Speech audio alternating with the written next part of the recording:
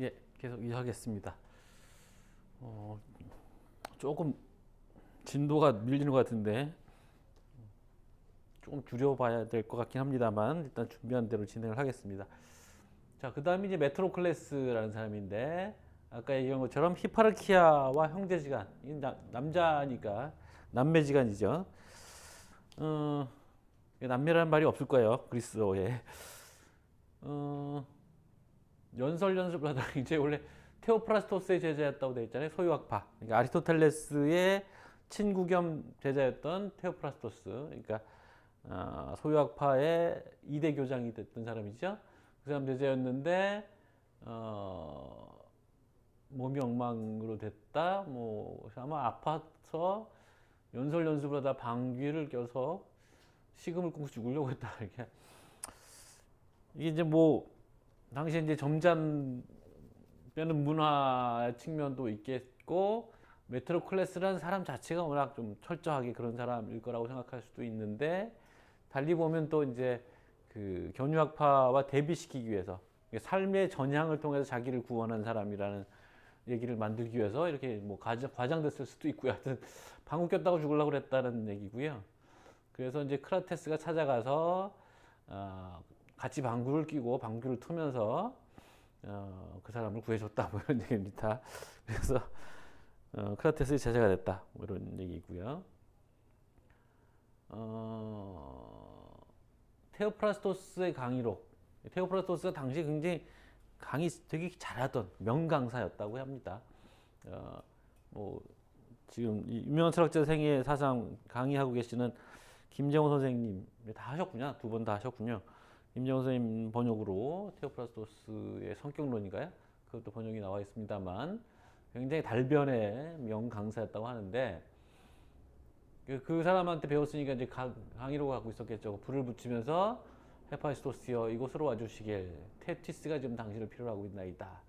이거는 이제 원래 그 일리아스에 나오는 장면이죠. 일리아스 18권 392행이고 요 관련된 얘기가 또 플라톤 편에서도 나왔었습니다.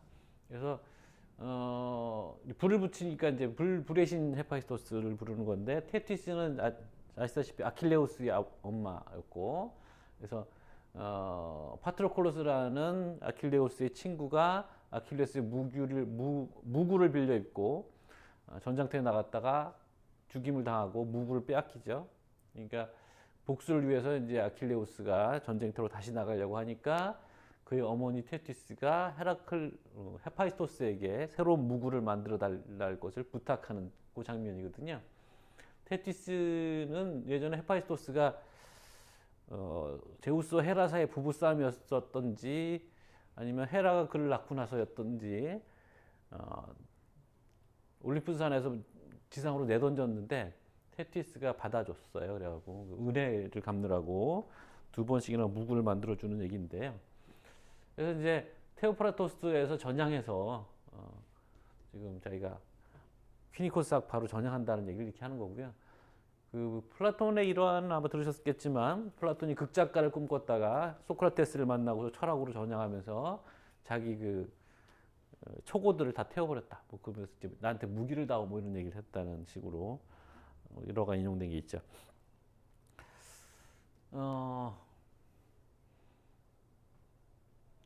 어, 어떤 거는 돈으로 얻을 수 있는 게 있고 교육처럼 시간과 돌봄에서 얻을 수 있는 것이 있다. 뭐 이런 말들을 했다는 거고요. 여기 돌봄이란 말 때문에 아마 있을 것 같은데 교육은 파이데이아고 시간과 돌봄은 크로노스카이 에피멜레이아 그죠?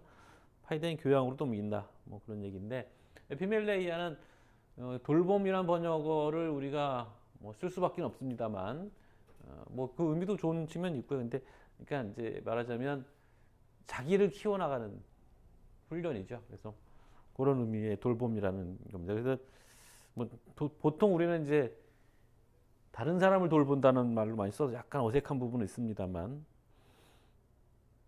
플라톤에게도 되게 중요한 말입니다. 에피멜레이아. 그리고 이제 나이 들어서는 목을 매서 또 죽었어요. 이렇게 자살을 잘합니다. 제자들 라인이 있고 뭐 이런 라인으로 쭉 제자들이 이어진다는 얘기고요. 메니포스 얘기가 이제 뒤에 나올 거고, 이 사람은 시노페 사람이네요. 그죠? 그 다음에 히파르키아. 저기 앞에 나왔던 사람과의 남매지간인 히파르키아인데, 아무래도 이제 크라테스랑 이 집안이랑 서로 이제 연결이 되다 보니까 크라테스에게 반한 거죠. 못생겼지만 그 삶의 태도 때문에 반한 거죠. 그래서 또 죽겠다고 협박을 하고 부모한테 그랬더니 이제 크라테스는 점잖은 사람이라서 단념시키기 위해서 옷을 벗어 던지고는 이게 신랑이다. 갖고 있는 것은 여기 이것뿐이다. 뭐 우리식으로 하면 이제 불알도 쪽밖에 없다. 뭐 이런 얘기겠죠. 그랬는데도 그 남자를 원했기 때문에 나와 똑같은 일을 하지 않으려면 나랑 결혼할 수 없다라는 얘기를 했고, 그래서 똑같은 짓을 하고 다녔고, 그래서 공공자생 장소에서 성행위까지 했다는 얘기 있고, 연회에 나가기도 했다라는 말이 왜 여기 붙을까 싶긴 할 텐데, 그러니까 자기 부인이랑 연회에 나간다는 게 말이 안 되는 시절이죠. 거의 우리 조선 시대 이상이거든요, 이 동네가. 남자 여자를 사람 취급 안 하고 뭐 그런 것이었는데, 이게 뭐 자유부인이 아니고 자유부부였던 거죠. 그래서 뭐 논쟁도 하고 철학자로 남자들과 논쟁도 하고 뭐 그랬다는 얘기고요. 당시에 남자들과 어울릴 수 있는 여인들은 기녀들밖에 없습니다. 그러니까 물론 이제 거기도 이제 등급이 있어서 포르네라고 하는 그야말로 창부가 있고, 헤타이레라고 하는 기녀라고 부를 수 있는, 우리 휴가는 기생에 가까운 좀 고급 창녀라고 해야 되나? 하여튼 뭐 그런 급이 있는데, 그러니까 남자들과 이렇게 대화하고 뭐 그럴 수 있는 급은 사실 헤타이레 정도인데, 이건 이제 부인인데 유부녀인데 남자들과 대등한 토론했다는 얘기고요. 여기 이제 그래서 뭐 살림이나 할 것이지 뭐 이런 소리 하니까, 내가 앞으로 배를 자를 때 쓸 시간을 교養에 썼다고 해도 당신은 내가 자신을 잘못 이끌고 있는 것으로 생각하지는 않으시겠죠? 라고 반문을 했다는 얘기고요. 그 뒤에 있는 사람이 이제 메니퍼스, 아까 얘기했던 것처럼 우스갯소리가 넘쳐나는 재기발랄한 책을 써서 그 후의 사람들에게, 여기 이제 마로라고 로마의 저술가가 있는데 마로에게 영향을 많이 미쳤고, 그래서 이제 마로를 통해서 유명해진 사람인데 남아 있는 건 없습니다. 그래서 이제 결국 그 벨라스케즈와 고야에 의해 그려질 정도로 근대까지는 되게 유명했던 사람인 거죠. 근데 그 사람 책이 자기 아니고 뭐 콜로폰 사람 디오니소스와 조피로스의 것이라는 설도 있다는 얘기고요. 여기 책 여러 가지 책들이 있습니다. 저술 목록이 나오고요. 그 다음에 메네데모스, 람사코스 사람. 람사코스는 아낙사고라스가 람사코스였죠. 자기가 사람들의 범죄를 감시하기 위한 하데스에서 온 사람이다. 그래서 에리니에스의 모습을 위장하고 다녔다. 이게 이제 점점 사람들이 이제 뻥이 세져 갖고요. 이게 이제 여기 이제 라이리티오스의 좀 코멘트인데, 만약 견유학파의 학설이라는 것이 하나의 철학이지 일부 사람들이 말하듯 단지 삶의 방식이 아니라는 것을 우리가 받아들인다면 공통의 생각이 있는 거다, 이런 얘기죠. 이 얘기를 거꾸로 하면 어떤 사람들은 그 사람들은 학설을 공유하는 게 아니라 삶을 공유하는 거다, 뭐 이런 식의 얘기, 삶의 방식을 공유하는 거다라는 얘기가 꽤 강력한 의견이었다는 거죠. 그래서 자기는 이제 철학학파로서 취급하기 위해서 뭐 이 사람들의 공통적인 생각을 몇 가지 적어보겠다라는 얘기고요. 그래서 여기 보면 논리학과 자연학은 안 하고 윤리학에 매진했다라는 얘기. 그다음에 안티스테네스는 문학 따위는 벼서 안 된다고 말했다라고 했는데, 안티스테네스의 저술 목록에 오디세이아와 관련된 저술이 있어서 이것도 좀 일관성이 좀 떨어지는 거죠. 아무튼 이게 디오게네스를 비롯한 견유학파의 일관된 주장으로 해석하려고 하는 거고, 디오게네스 라에티오스는. 그다음에 탁월함에 따라 사는 것이 목적이다. 여기 목적이란 말을 사실은 이제 여러 사람이 공격하다 보니까 이 용어를 일치시키지 못한 부분이 있습니다. 목적이란 말은 이건 그냥 우리가 일상적으로 쓰는 말보다 좀 무게감이 있는 말이에요. 그러니까 아리스토텔레스라는 말에도 있네요. 목적이 텔로스란 말입니다.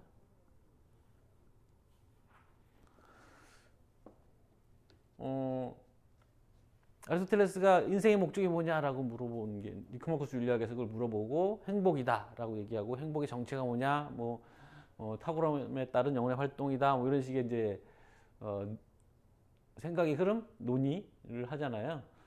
이때 나온 그 텔로스가 이후에 그 헬레니즘 학파들에게 어떤 공통의 숙제 같은 게 되는 겁니다. 텔로스를 뭘로 잡을 것이냐. 그러니까 풀어서 번역하면 사실 이 목적이란 말은 인생의 목적입니다. 삶의 목적.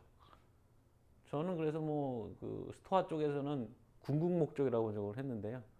그냥 목적이라고 놔둬도 좋긴 한데 그럼 금방 좀 이해가 안 갈 것 같아서.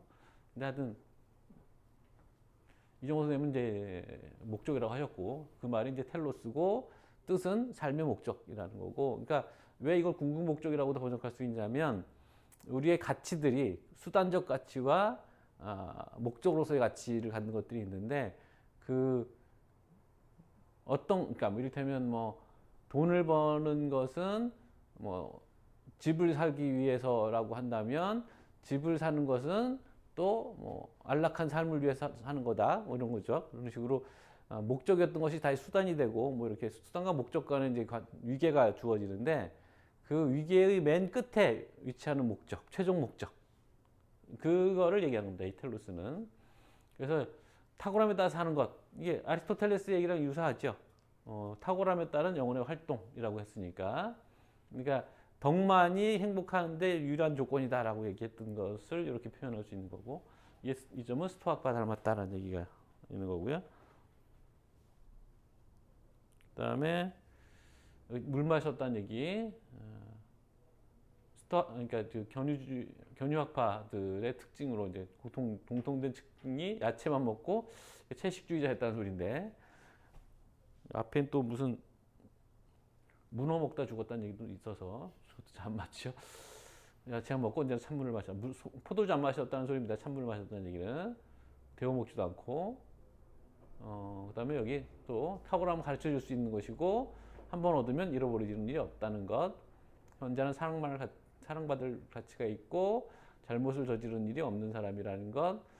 이게 상당 부분 이제 또 스토아랑 연결이 돼 있는 겁니다. 그리고 이것도 사실은 뭐 한 번 얻으면 잃어버리지 않는다. 이것도 논란들 많이 해요. 우리 불가에서도 그런 거 하잖아요. 뭐 깨달으면 도노돈수냐, 뭐 도노점수냐, 뭐 이런 얘기 하는 것처럼 깨달음이나 탁월함이라는 게 뭐 잃을 수 있는 거냐, 뭐 이런 얘기. 가르칠 수 있는 것과 연관된 논의인 거죠. 가르쳐 줄 수 있으면 잃어버릴 수도 있느냐, 뭐 이런 얘기가 나올 수 있을 거고. 잘못을 저지르지 않는다. 이게 현자의 어떤 가치를 얘기하는 부분도 스토아학파랑 공유되는 내용인 거고요. 요것도 지금 이 스토아파의 학설 중에 되게 중요한 거거든요. 탁월함과 사악함 중간에 있는 것은 차이가 없는 것이다. 이거는 거의 스토아파의 주장이거든요, 그냥. 근데 이거를 이제 퀴니코스 학파가 갖고 있었다라는 건데, 요거는 뭐 논란이 좀 있을 것 같아요. 퀴니코스가 이런 얘기까지 했을까 싶긴 한데, 물론 이런 얘기의 전통은 플라톤에도 이미 있습니다. 그래서 그건 뭐 우리가 세옹진마라는 말에서도 우리가 갖고 있는 상식이죠. 그러니까 뭐 건강해서 좋을 수도 있지만 건강해서 나쁠 수도 있고 뭐 그런 얘기 플라톤 책에도 많이 나오는 얘기니까 이 사람들이 그걸 또 이런 식으로 정리를 해놓은 거죠. 그리고 스토아의 선택은 훨씬 더 복잡한 얘기로 갑니다. 자, 이렇게 해서 일단 6권을 끝냈고요.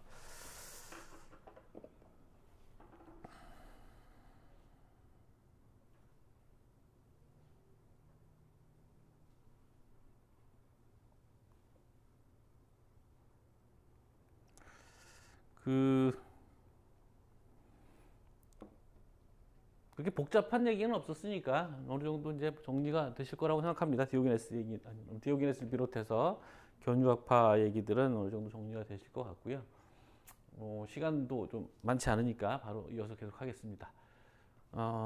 이제 7권 스토아파인데 이걸 하기 전에 또 그러면 이건 아닌데 어디 갔나? 그림을 보면서 간단히 좀 개관을 좀 하겠습니다.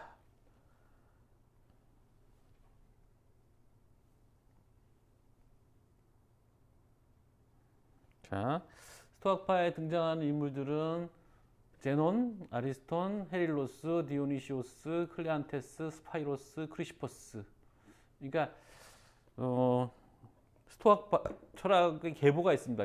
스토아파가 뭐 연대는 조금씩 다릅니다만 한 400년에서 500년 정도 지속된 학파이거든요. 그래서 그 단계들 구별해요. 그래서 고스토아, 그 오래된 스토아파, 그러니까 최초의 학파들인데 지금 이 책에서 다뤄지고 있는 거는 바로 이 고스토 학파까지입니다. 제논부터 크리시퍼스까지 기원전 3세기경에 등장했던 스토아 학파들이고 중기 스토아가 있고 후기 스토아가 있습니다. 근데 이제 중간에 과도기를 놓기도 해요. 그래서 디오게네스 그 시노페 디오게네스는 동명이인인데 안티파테르 이런 사람들이 과도기 기원전 3세기에서 2세기 사이, 그다음에 중기 스토아가 2세기에서 1세기 사이에 파라이티오스나 포세이도니오스 같은 사람인데 뭐 뒤에도 나오겠습니다. 파라이티오스 같은 경우는 좀 스토아파의 엄격한 주장을 조금 누그러뜨리려고 대중화시키려고 노력했던 사람이라고 하고, 후기 스토아가 오히려 우리에게 많이 알려져 있는 저술이 남아 있는 사람들. 여기까지는 저술이 별로 안 남아 있고요. 물론 요새 파나이티오스, 포세이도니오스 저술들은 좀 발굴이 되고 단편적으로 발굴이 되고 있다는 얘기를 들었고, 후기 스토아의 세네카, 에피텍토스, 마르쿠스 아우렐리우스 같은 사람들이 이제 우리에게 아주 친숙한 이름이죠. 특히 마르쿠스 아우렐리우스의 책 같은 경우, 에피텍토스의 책 같은 경우 성경을 대신 했었던 시절이 있을 정도로 고대인들에게 굉장히 사랑받던 책이고 현대에도 서구인들이 굉장히 좋아하는 책입니다. 그 얘기를 좀 드릴 수 있을 거고요. 하여튼 지금 디오게네스는 고스토 학파를 다루고 있다는 거.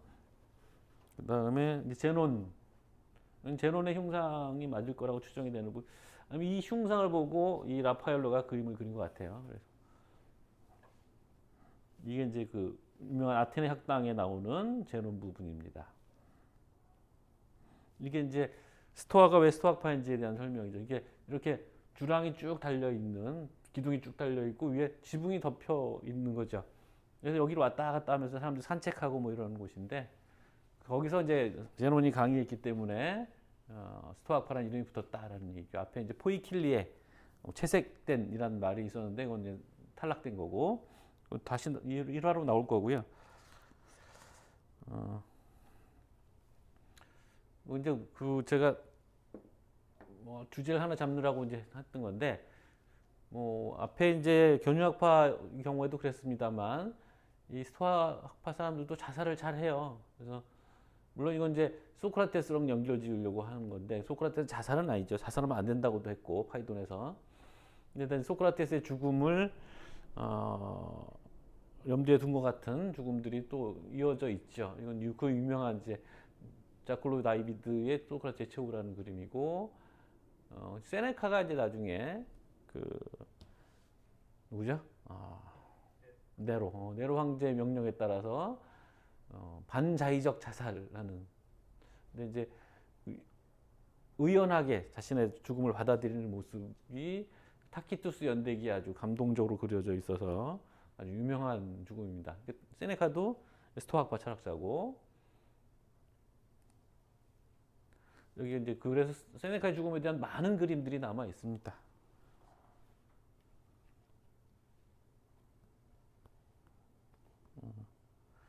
예, 이것도 너무 화질이 떨어지는군요.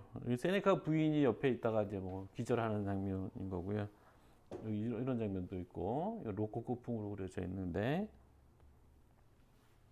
이것도 세네카의 죽음을 다룬 그림이고, 이제 그 뜨거운 물에 발을 담가서 피를 빼는 방식으로 자살을 하는 장면입니다. 여기도 마찬가지고, 이 루벤스 그림이야.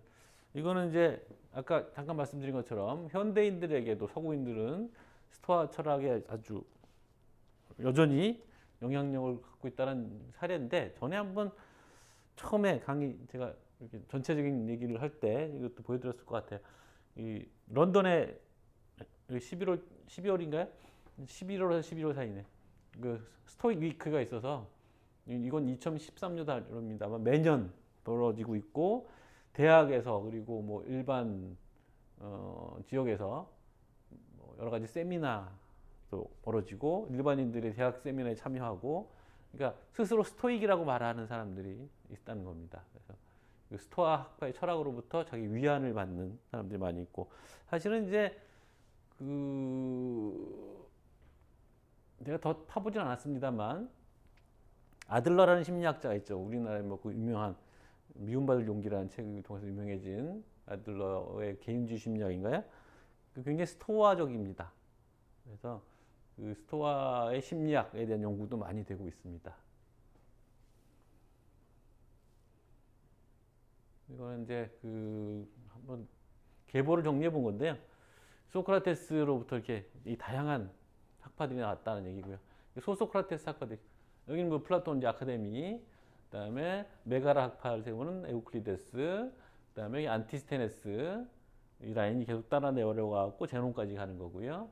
그다음에 이제 크세노폰, 아까 얘기했던 크세노폰의 반계인데, 크세노폰은 뭐 제자는 없었어요. 역사가이기도 하고 뭐 철학자이긴 하지만 역사가 쪽이고 군인이었고 뭐 그래서 그런지 따로 제자는 없었고, 이런 라인이 그려지는 겁니다.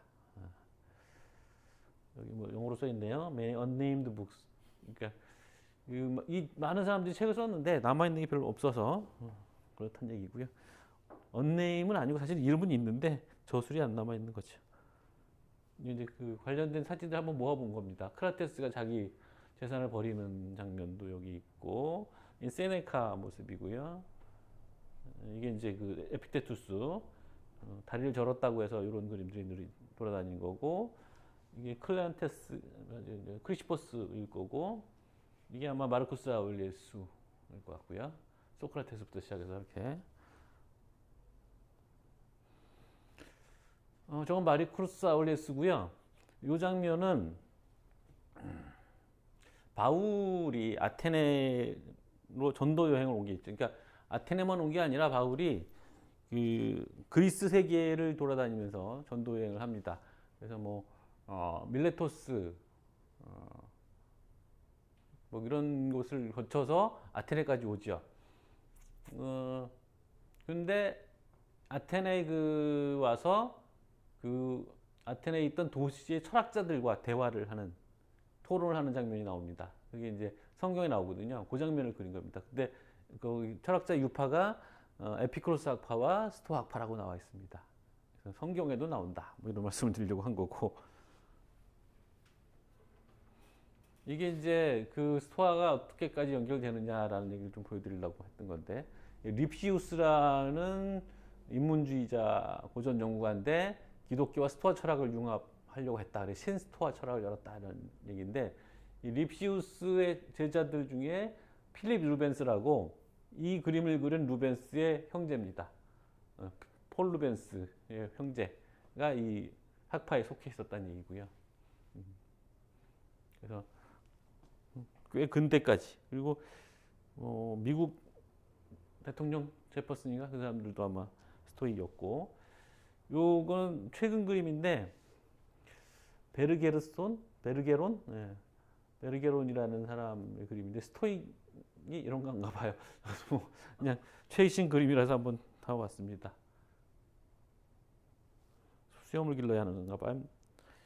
자, 그다음에 아리스톤이라는 사람이 있었고, 헤릴로스가 있고, 근데 여기 지금 나오고 있는 사람들은 제논 이후에 나오는 몇 사람은 약간 제논과 생각을 달리했던 좀 이단적인 사람들이라고 이제 디오게네스가 얘기를 합니다. 헤릴로스가 있었고, 디오니시오스가 있고, 클레안테스부터는 다시 돌아오는데, 클레안테스는 가섭이었나요? 부처의 제자 중에 굉장히 머리가 나쁜 제자가 있어서 워낙 머리가 단단해서 한번 외우면 빠져나가질 않았다, 뭐 이런 얘기가 있는데, 클레안테스가 그런 캐릭터였습니다. 좀 둔했는데 굉장히 충직한 사람이었고, 근데 불행하게도 이 클레안테스의 제자는 스파이오스는 아니고요, 크리시포스라고 굉장히 명민한 사람이었어요. 그래서 뭐 철학자들 중에는 뭐 크리시포스가 똑똑하기로 치면 몇 안 되는 철학자로 꼽을 정도로 굉장히 대단히 명민한 사람이었고, 독창적이었고, 그러니까 스승이 얼마나 답답했겠습니까? 그래서 스승 욕하고 맨날 후회하고 뭐 그랬다는 얘기가 나옵니다. 자, 여기까지 일단 스토아 얘기를 드리고 시간이 되는 데까지 자 이제 견유학파 철학자 얘기까지 여기까지 했고 제논에서 비롯된 스토아파 철학자들로 넘어간다 이렇게 얘기를 하고요. 제논도 역시 이제 뭐 아테네 사람이 아니고 키티온이라는 곳 출신인데 키티온이 그 퀴프로스라는 섬에 사이프러스죠 지금은 사이프러스라는 섬에 있는 도시 이름이고요. 그리스 사람이긴 하고요. 그러니까 이제 식민 도시인 거죠 키티온이. 그래서 이제 이 재밌는 일화는 이 사람이 이제 크라테스의 제자였었는데 그 뒤에 나올 테니까 그거 얘기는 하고 처음엔 크리테스에게 배웠고 그 다음에 스틸폰과 크세노크라테스는 아카데미 학파거든요. 거기서 10년 동안 또 다시 따로 가르침을 받았고 그 다음에 뭐 최선의 삶을 살 수 있는 방법을 신탁에 물었더니 죽은 자들을 사귀라라는 얘기를 해서 옛 글들을 읽어라라는 식으로 알아들었다라는 소리인데 이게 이제 크라테스가 속하는 견유학파하고는 좀 길이 갈라지는 거죠. 학문을 했다는 소리니까 이제 스토아가 갈라지는 지점은 이제 여기에 있는 거고요. 그다음에 크레타스가 제자가 된 경위가 이제 재밌는 겁니다. 페니키아죠, 페니키아. 그래서 뿔고동 이게 이제 자주색 염료를 만드는 값비싼 재료입니다. 그래서 무역상이었는데 아버지도 그렇고 페이라우스 항구 근처에 와서 배가 난파가 됐고 당시 이제 30세였는데 이제 파산한 거죠. 그래서 이제 뭐 아테네를 올라와서 서점에 앉아 있었더니 그 서점에서 이제 크세노폰의 소크라테스 회상 4권까지인데 다 못 봤어요. 2권까지 다 읽고서 기뻐하면서 이런 분은 어떻게 계시냐고 물었더니 때마침 소크라테스 아니고요. 크라테스가 지나가니까 서점 주인이 저 사람 따라가 봐라. 그랬더니 따라가서 제자가 됐다라는 거죠. 그러니까 일화 자체가 재밌습니다. 물론 일화에 대한 설왕설래가 좀 있어요. 그렇지 않다 뭐 이런 얘기도 있습니다만 모든 걸 다 잃은 사람이 소크라테스로부터 어떤 희망을 찾았다라는 얘기죠. 근데 이제 여기 나오듯이 공부를 열심히 했는데 견유학파 부끄러움 모르면 이게 이제 여기 나오는데 뭐 후한무치 파렴치 이렇게 하는 거죠. 그러니까 견유학파는 그렇게 살아야 자기 삶을 살 수 있다라고 가르치는 거잖아요. 근데 이 점잖은 사람이라 이게 잘 안 됐던 거죠. 여기 보면 주석 부끄러움을 모르는 삶의 태도 뭐 후한무치라고도 번역할 수 있는데 아나이스킨티아. 근데 이게 생각해 보시면 플라톤의 프로타고라스 편에 보면 프로타고라스가 아테네의 민주주의를 옹호하기 위해서 신화를 인용을 합니다. 물론 창작 신화일 텐데 인간들이 모여서 단합이 안 되고 서로 싸움박질만 하니까 제우스가 헤르메스를 시켜서 인간들에게 아이도스 부끄러움과 정의를 가져다 주게 해라 뭐 이렇게 했거든요. 모두가 다 그걸 갖도록 하라라고 하고 그걸 모르는 자는 사형에 처하라 뭐 이런 식의 율법을 세우는데 그걸 반대하는 거죠. 그러니까 이제 아테네식의 아이도스를 거부하는 뭐 아테네뿐만 아니라 문명의 기초가 되는 아이도스를 거부하는 태도가 이제 이 퀴니코스 학파의 특징인 거죠. 여기 이제 그 얘기가 그리스 교정이 약독 부독독의 근원이었다는 거고. 그래서 이제 이걸 가르치고 싶어서 이 선사식으로 렌틸콩 스프가 든 사발을 주고 케라메이코스 지역을 지나가게 하다가 창피해서 막 이걸 감추려고 하니까 지팡이로 때려서 사발을 박살내서 다리 사이로 스프 흘러내는 채로 도망가게 했다는 거죠. 이게 이제 보면 이게 딱 그 옛날 양반들 같은 거죠. 뭐 이런 물건 드는 것 자체를 창피하게 생각하는 점잖지 못하고 생각하는 그런 것이고 케라메이코스는 여기 설명에 있는 것처럼 아테네 아클로폴리스 북서쪽에 위치한 지역인데 도자기를 생산하는 곳이라서 케라메이코스라는 이름이 세라믹이 된 겁니다.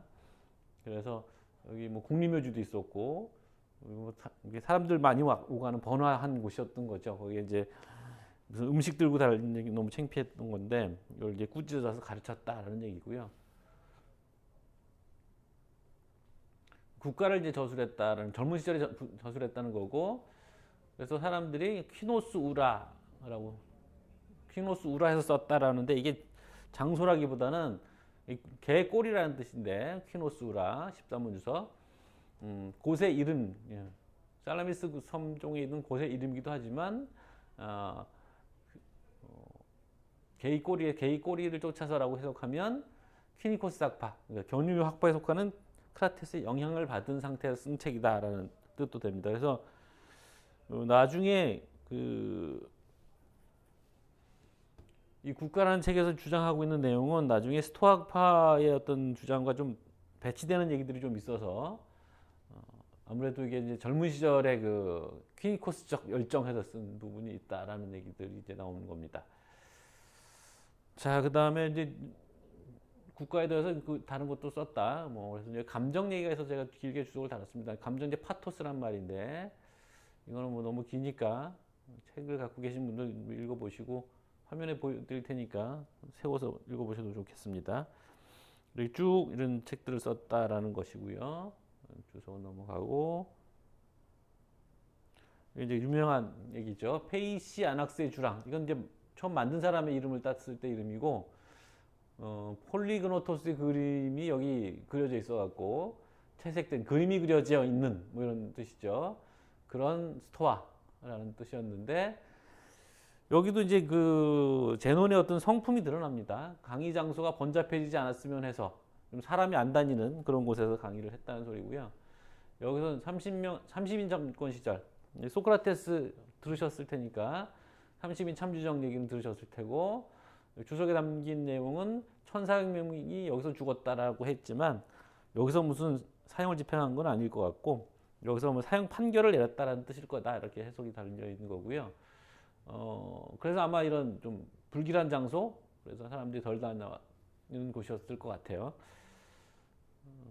그런데 이제 나중에 사람들이 점점 많이 찾아오게 된 거고 그래서 스토아파라는 이름이 붙었다는 거고 아테네 사람들이 제논을 굉장히 존경했고 황금 왕관과 총동사로 그를 기릴 정도였고 제논의 나라 시민들도 그렇게 했던 거고 그 사람의 동상이죠. 그 동상을 자랑거리로 여겼다라는 얘기가 있는데 뭐 다른 데서는 또 제논이 그래도 아테네 시민권을 받진 않았다 뭐 이런 얘기도 있고요. 또 제논에게 뭐 이렇게 황금 왕관과 청동상으로 글을 그렸다 뭐 기렸다라는 거는 사실은 이제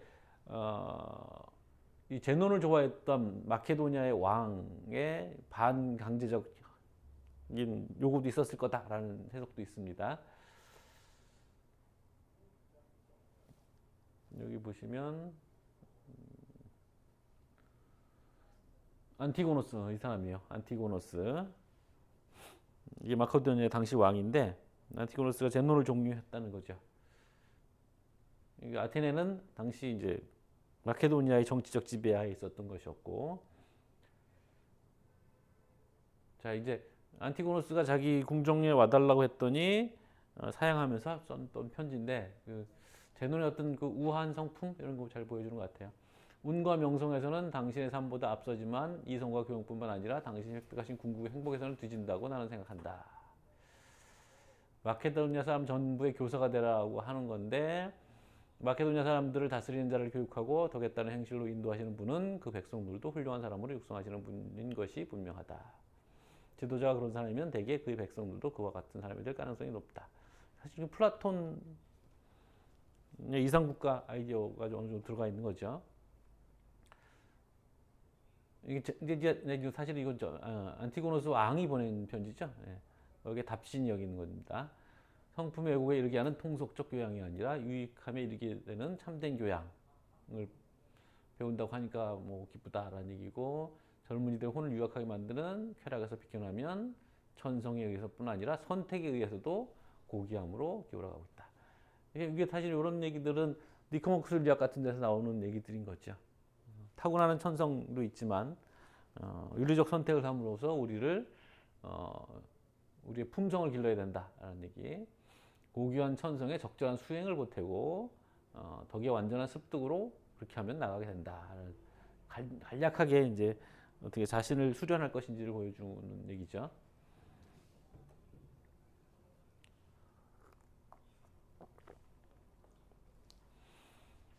자, 여기 교리문 얘기가 있고요.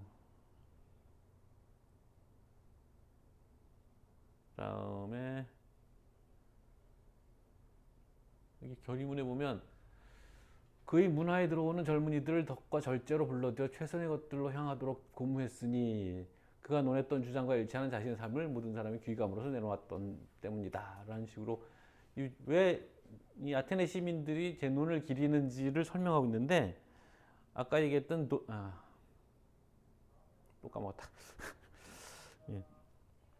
그 고대 철학을 삶의 철학으로 봐야 된다는 그분의 책에는 무슨 이 부분을 이제 주목하면서 이를테면 뭐 우리가 노벨상을 받았기 때문에 이 사람을 동상을 만든다가 아니라 자신의 철학과 일치되는 삶을 살았기 때문에 이 사람을 기린다라는 거죠. 그러니까 고대인들 일반 시민들에게도 철학은 삶의 문제 중심으로 이해하는 거다. 뭐 이런 얘기를 이제 끄집어낸 겁니다. 덕과 절제를 기린다 이런 것도 마찬가지고요.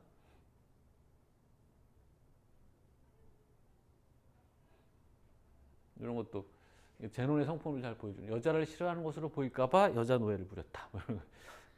퀴니코스 학파일 수가 없는 사람이에요. 어떤 의미에서 남들 눈치 잘 보고 그 다음에 사람한테 이렇게 시달리는 거 싫어하고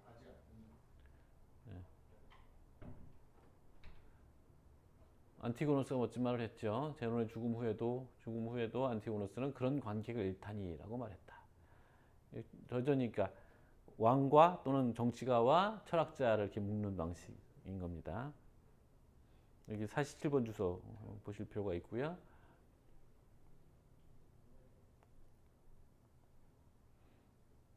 안티고노스가 제논은 내게서 많은 대단한 것들을 받았음에도 불구하고 그는 거만했던 적이 없으며 비굴한 모습을 보인 적도 없었다. 이것도 다른 측면에서 보면 헬레니즘 시대의 문화를 이해할 수 있는 또 부분입니다. 그러니까 그 많은 왕들이 이런 학문들 또는 학자들을 후원했던 거죠. 이게 일종의 이제 뭐랄까 왕의 권위와 그런 걸 내세우는 당시 어떤 트렌드였던 것으로 보입니다. 그래서 뭐 도서관들도 많이 세워졌었고 그 과정에서 알렉산드리아에 세웠던 도서관들도 그렇고 페르가몬의 도서관도 그렇고 그런 이제 그 헬레니즘 시대 왕들이 많은 문화적 후원을 했다는 것과 연관이 되는 지점이죠. 그다음에 필론라는 사람 변증술가인데 필론과 함께 연구도 했다. 그래서 굉장히 다양한 학문들 학파들을 섭렵을 합니다. 그 끝에 독창적인 자기의 스토학파를 세우게 된 거죠. 제논에 대한 인상, 무뚝뚝하고 날카로우며 얼굴은 인상을 쓰고 있고 또 극히 검소하고 뭐 이런 얘기도 있고요.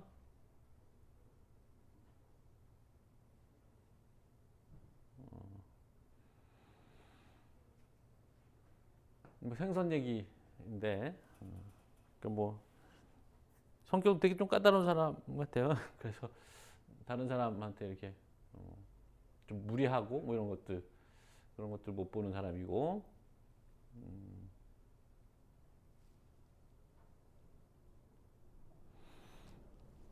허영이 무엇보다 흉한 것이고 젊은이는 더 그렇다. 걸을 때나 외모에서 예의를 갖춰야 하고 걸음걸이나 외모나 음국이 단정해야 한다. 퀴니코스 학파하고 다르죠. 이런 것 보여드리려고 했던 거고요. 알매 파악을 위해서 자만만큼 적대적인 건 없다. 근데 이 파악이란 말이 그 카탈렙티케라는 말이 이 사람들에게 되게 중요한 말이라서 일단 체크를 해놨습니다. 그러니까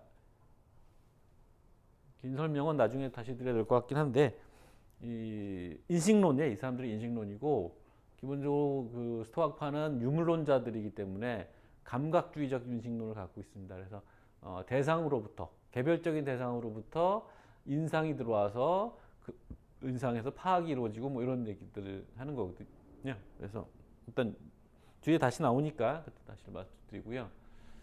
아름다움은 절제의 꽃봉오리다라는 얘기, 또는 절제가 아름다움의 꽃봉오리라거나 이런 얘기.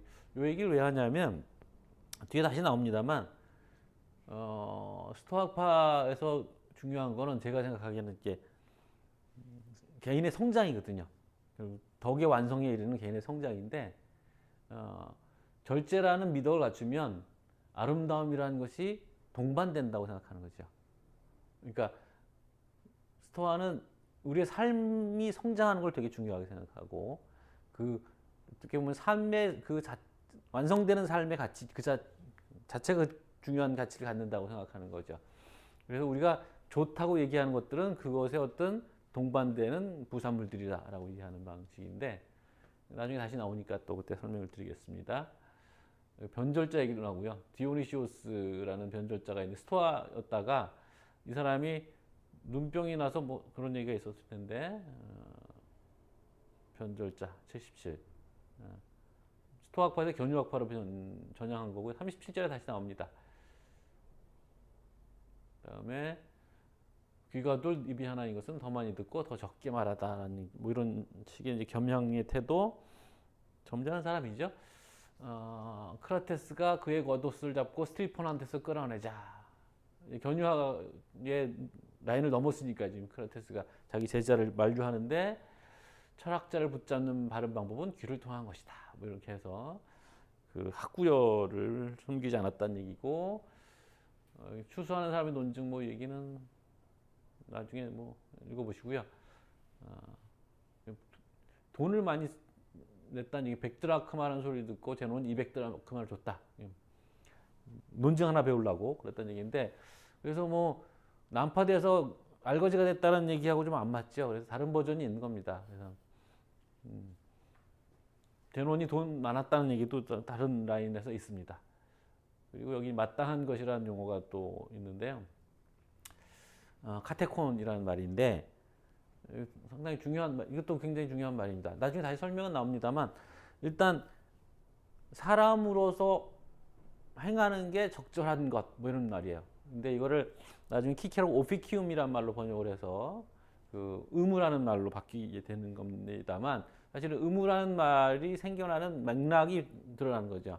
뭐 이를테면 부모에게 효도하고 나라에게 충성하고 이런 것은 사람으로서 마땅히 해야 하는 일이다.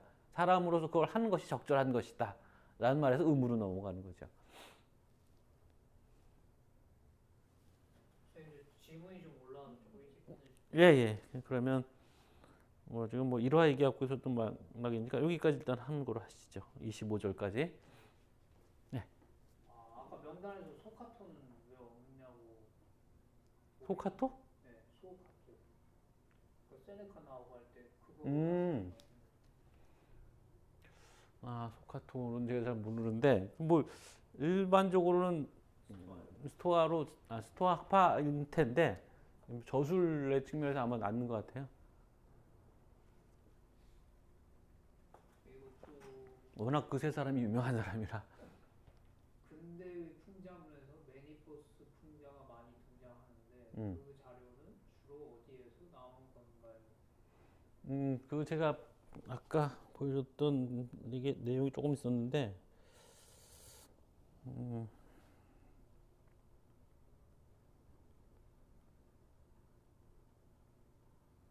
메리포스가 여기 있다.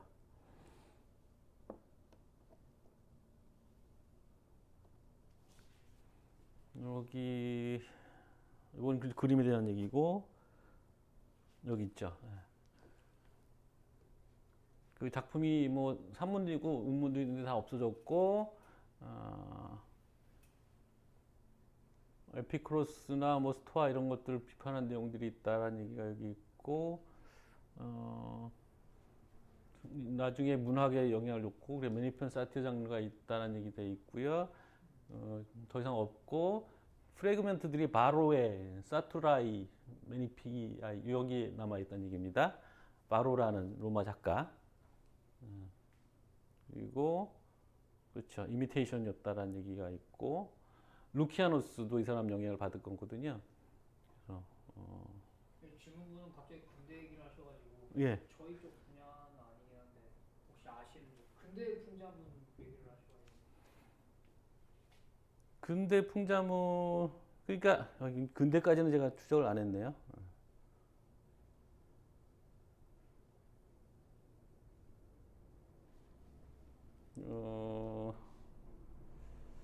일단 여기 이제 로마 때까지예요. 그래서 바로와 루키아노스가 영향을 받았기 때문에 이 사람들의 작품 때문에 근대로 넘어가게 됐겠죠. 그 다음은 모르겠습니다. 저도 뭐 이번에 뭐 조사해서 알았던 거기 때문에. 다른 질문은? 네, 마지막으로 안티스테네스의 글은 견유학파 입장이라고 보기엔 좀 빡빡한 것 같다는데. 네. 그러니까 아까 말씀드렸던 것처럼 안티스테네스는 뭘까 좀 중용의 입장에 가까운 으로 보이거든요. 그래서 소크라테스의 삶에서 그런 이제 뭐 검약함 뭐 그런 측면들을 아까 뭐 이제 플라톤의 말이라고 하면서 미친 소크라테스다라고 디오게네스를 얘기한 것처럼 소크라테스의 그런 모습이 반문명적인 것으로 극단적으로 반문명적으로 해석하면 디오게네스가 나오는데 안티스테네스는 어떤 윤리적 태도라고 생각하면 검약하고 검소하고 뭐 금욕적인 삶이라고 생각하는 정도에서 안티스테네스가 나온 거거든요. 그러니까 그 문명의 어떤 자산, 그러니까 문학이라든가 이런 것까지 거부하지 않는다는 선에서는 디오게네스와 차별성이 있는 거죠. 그래서 아마 이제 일화 같은 부분들도 그렇고 그래서 안티스테네스를 디오게네스와 적극적으로 묶으려고 하면 좀 반문명적인 얘기를 하는 것처럼 얘기가 좀 들어가고 그게 아니면 안티스테네스는 좀 어느 정도 거리감이 있는 걸로 볼 수 있는 여지가 더 많고 대개는 그쪽인 것 같아요. 후자 쪽 입장이 뭐 공유되는 입장인 것 같습니다. 그러니까 예, 오늘 뭐 각오는 했었습니다만 아마 스토아 많이는 못했고요. 다음에 좀 마저 정리해서 근데 갈 길이 좀 멉니다. 스토아가 워낙 많이 남아 있는 데다가 8, 9권이 있으니까 그래서 아무래도 뭐 책이 방대하다 보니까 자세하게 할 수는 없고 좀 더 욕심을 좀 줄이고 시간 내에 끝낼 수 있도록 하겠습니다. 수고하셨습니다.